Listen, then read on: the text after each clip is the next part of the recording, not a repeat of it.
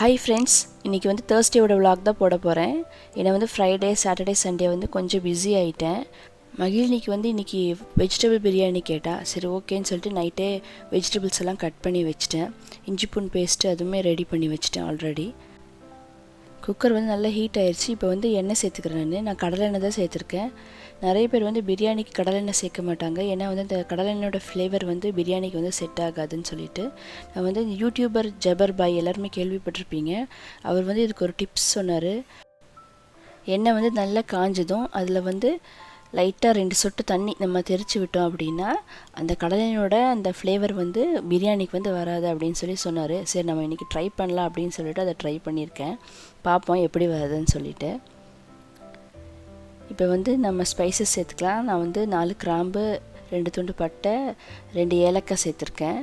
இது கூடவே நீளமாக கட் பண்ணி வச்ச 2 பெரிய வெங்காயம் அதை சேர்த்துக்கிறேன்.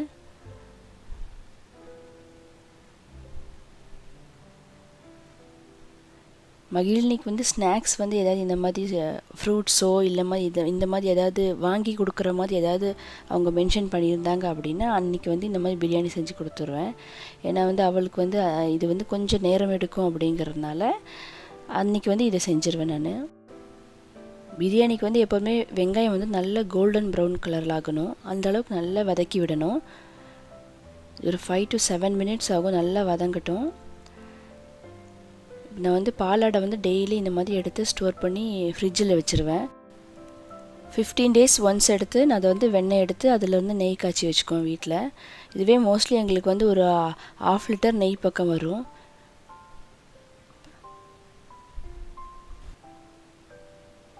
இப்போ ஒரு அடுப்பில் பால் காயறதுக்கு வச்சுட்டு இன்னொரு அடுப்பில் வந்து இட்லிக்கு தண்ணி வைக்கிறதுக்காக எடுத்து வச்சுருக்கேன்.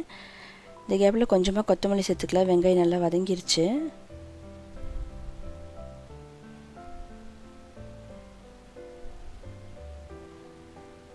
நம்ம வந்து கொஞ்சமாக செய்கிறேன் நான். அதனால் வந்து எல்லாமே வந்து கொஞ்சம் குவான்டிட்டி தான் சேர்த்துருக்கேன்.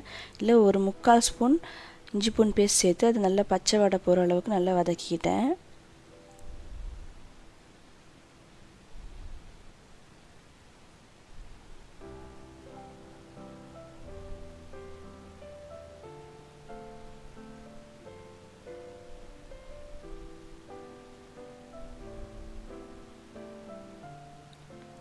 இட்லிக்கு மாவு ஊற்றி வச்சாச்சு. அதை மூடி வச்சிடுறேன்.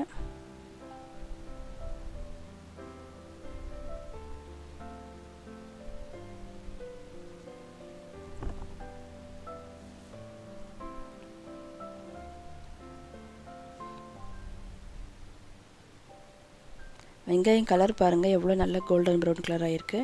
இந்த ஸ்டேஜில் கொஞ்சமாக ஒரு பிஞ்ச் மஞ்சத்தூள் சேர்த்துக்கிறேன். இது கூடவே ஒரு சின்ன ஸ்பூனில் 1/4 ஸ்பூன் மிளகாத்தூள், 1/4 spoon chicken masala, 1/4 spoon biryani masala சேர்த்துக்கிறேன். பாருங்கள் இந்த சின்ன ஸ்பூனில் தான் நான் சேர்த்துருக்கேன். மகிழ்னி வந்து காரம் வந்து அவளை சாப்பிடவே மாட்டாள். காரமாக எது செஞ்சு கொடுத்தாலும் சாப்பிட மாட்டாள். அதனால் அவளுக்கு வந்து ஒரு மீடியமான மைல்டாக தான் இருக்கணும் எது கொடுத்தாலும். அதனால் அதுக்கு தகுந்தபடி தான் நான் வந்து காரம் சேர்த்துருக்கேன். இந்த மசாலா 1 மினிட் எண்ணெயில் விட்டுட்டா அது வந்து பச்சை வடையில் போயிடும். அந்த கேப்பில் பால் காஞ்சிருச்சு, அதை எடுத்து வச்சுட்டேன்.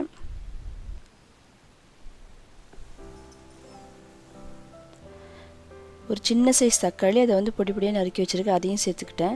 அது நல்லா இந்த எண்ணெயில் நல்லா வதங்கட்டும். இதுக்கு தேவையான உப்பு சேர்த்துக்கிட்டேன். டைம் வந்து 8:20 ஆயிடுச்சு. சரி மகிழ்னி எழுப்பலாம் அப்படின்னு சொல்லிட்டு போய் எழுப்ப போயிட்டேன். பாருங்கள் எப்படி கம்பளி பற்றி ஃபுல்லாக சொகுசாக தூங்கிட்டுருக்கா. போய் எழுப்ப எந்திரிக்கவே இல்லை. அப்புறமா மகிழ்னி எந்திரின்னு சொல்லிக்கிட்டே இருக்கேன். அவ்வளோ எந்திரிக்கவே இல்லை. கடைசியில் எந்திரிச்சு உட்காந்து குட் மார்னிங் சொல்லிவிட்டு இன்னும் ஒரு 5 மினிட்ஸ் சும்மா கம்பளி பற்றி படுத்துக்கிறேன் அப்படின்னு சொல்லிகிட்டே இருந்தா. சரி ஓகே நீ படுத்துட்டுரு அப்படின்னு சொல்லிவிட்டு நான் வந்து பிரியாணி என்ன ஆச்சுன்னு சொல்லி பார்க்குறக்காக கிச்சனுக்கு போயிட்டேன். தக்காளி நல்லா வதங்கி வந்திருந்தது. இப்போ வந்து கட் பண்ணி வச்சுருக்க காயை வந்து சேர்த்துக்கிட்டேன். காய்க்கு தேவையான உப்பு சேர்த்துட்டேன். இது வந்து நல்லா இந்த 5 மினிட்ஸ் இந்த மசாலாலேயே நல்லா வதங்கி வர்றதுக்காக விட்டுட்டேன். ஏன்னா வந்து அப்போ தான் இந்த மசாலாவும் உப்பும் வந்து இந்த காயில் பிடிக்கலன்னா காய் வந்து சல்லுன்னு இருக்கும். அதனால் அதிலே நல்லா மிக்ஸ் பண்ணி விட்டுட்டேன்.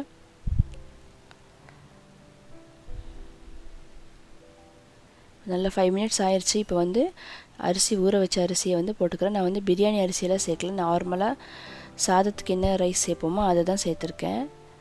அதில் போட்டுட்டு அதை ஒரு 1 மினிட் இதிலேயே விட்டுட்டேன்.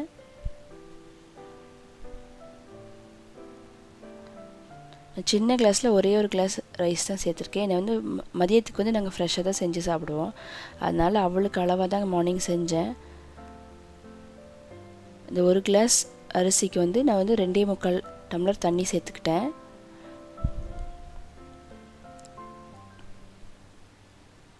பாருங்கள் கலர்ஃபுல்லாக இருக்குல்ல.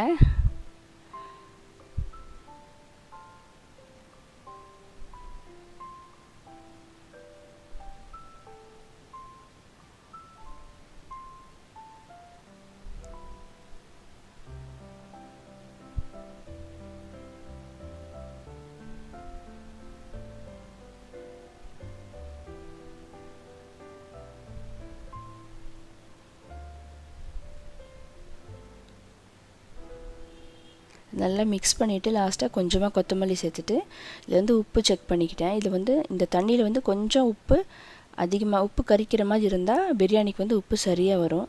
இப்போ உப்பு செக் பண்ணிட்டு உப்பு சேர்த்துட்டு க்ளோஸ் பண்ணி வச்சுட்டேன். 2 விசில் வரட்டும்னு சொல்லி க்ளோஸ் பண்ணி வச்சாச்சு.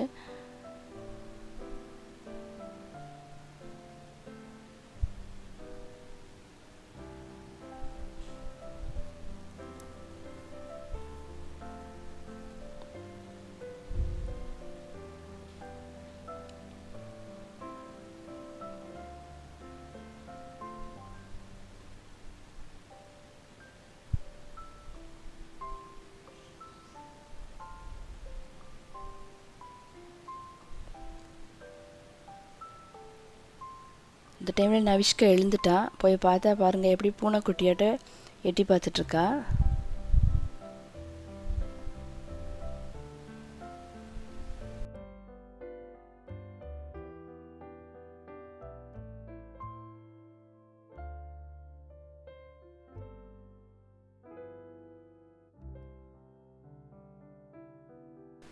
நவிஷ்காவை தூக்கி சோஃபாவில் உட்கார வச்சுட்டு மகிழினியை வந்து சாப்பிட சொல்லிவிட்டு அவங்க அப்பா வந்து ஊட்டிகிட்டு இருந்தாங்க. அதுக்கப்புறம் போய் பிரியாணி ரெடி ஆயிடுச்சான்னு எடுத்து பார்த்தா ஸ்டீம் இறங்கியிருந்தது. பிரியாணி நல்ல ஒரு மிக்ஸ் கொடுக்கலான்னு சொல்லிட்டு அதுக்கு முன்னாடி ஒரு 1.5 ஸ்பூன் நெய் சேர்த்துக்கிட்டேன். நல்லா மிக்ஸ் பண்ணி எடுத்துக்கிட்டேன்.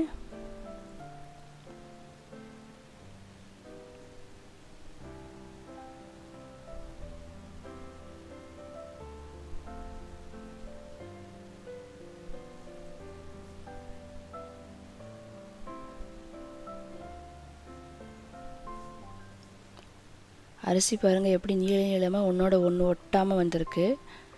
ஒரு கிளாஸ் ரைஸ்க்கு 2.25 டம்ளர் தண்ணி சேர்த்தோன்னா சூப்பராக வரும். இப்போ லஞ்ச் பேக் பண்ணிடலாம்.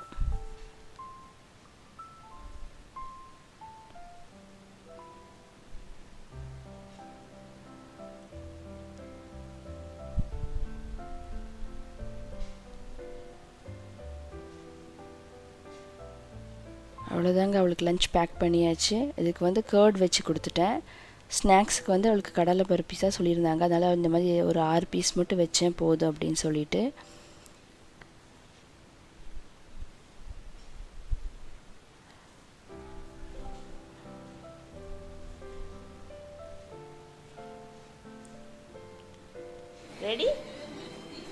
ரெடியா? ஸ்கூலுக்கு ரெடியா?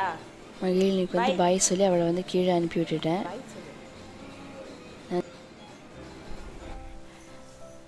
எங்களுக்கு பிரேக்ஃபாஸ்ட்டுக்கு தோசை அண்ட் கொத்தமல்லி சட்னி தான் செஞ்சுருந்தேன். மகிழினிக்கு செஞ்ச பிரியாணியே மீதம் இருந்தது. அதனால நான் 2 தோசை ஊற்றிட்டு அது கூடவே கொஞ்சம் பிரியாணி வச்சு சாப்பிட்டுக்கிட்டேன். ஹஸ்பண்டுக்கு வந்து கோதுமை தோசை ஊற்றி கொடுத்தேன். அவங்க டெய்லி இதே தோசையா அப்படின்னு சொல்லி கேட்டாங்க. சரி ஓகே இன்றைக்கி கோதுமை தோசை ஊற்றி கொடுக்கலாம் அப்படின்னு சொல்லிட்டு அவங்களுக்கு வந்து கோதுமை தோசை ஊற்றி கொடுத்தேன்.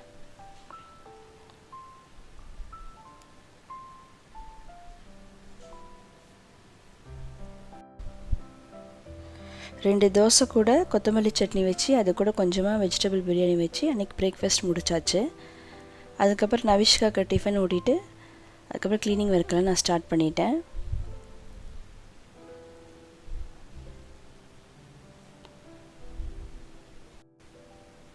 இந்த vlog உங்களுக்கு பிடிச்சிருக்குன்னு நினைக்கிறேன். தேங்க்யூ.